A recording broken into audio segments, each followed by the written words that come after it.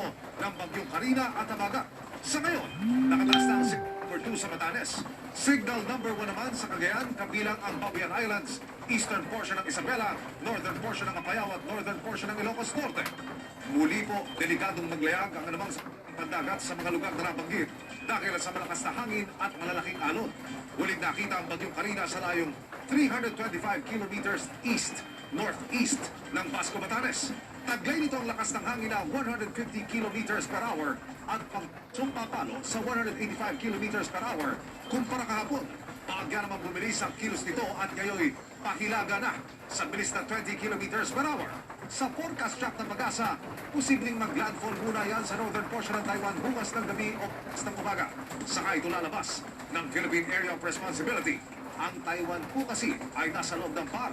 Pagkalabas ng PAR, saka naman ito tutumbugin ng southeastern China. Patuloy na hinakatak at pinalalakas ng bagyong Karina ang habagat, kaya matitinding ulan ang nararanasan sa bansa. Base sa datos ng Metro Weather, buong araw pa rin ang ulan bukas sa halos buong Luzon.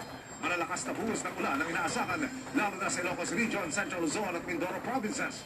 May ulan din sa iba pang bahagi ng Mimaropa, Bicol Region, Panay Island, Negros Provinces, Eastern Visayas at ilang bahagi ng Mindanao, gaya ng Socsangen, Caraga, Davao Oriental. Maging alerto pa rin sa mantalang baha o landslide at mag-monitor ng mga babala ng Pag-asa. Nananatili ring mataas ang tsansa ng ulan sa Metro Manila, kaya dobleng ingat din sa posibleng pagbaha. Dahil sa masamang panahon, suspendido ngayong araw ang klase sa Maynila at trabaho sa ilang opisina ng gobyerno. Nakatutok si Salima Refta.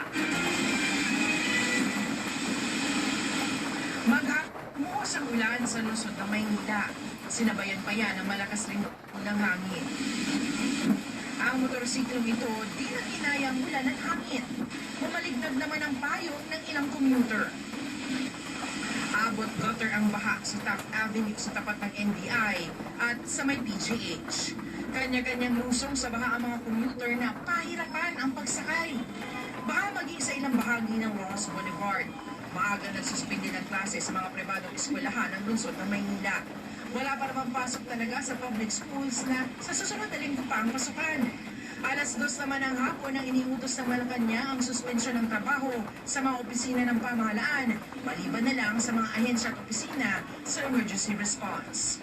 At least nagsuspend sila na hindi na kami umabot kung lumakas man yung ulan mamaya. Para na rin po mas madali sa mga commuters na makauwi kaysa abutan pa po ng ulan mamaya na mas malakas. Bahain po kasi talaga dito sa Taft. Para na rin po sa kaligtasan ng lahat ng tao. Para sa GMA Integrated News, Salima Refra, nakatutok 24 oras.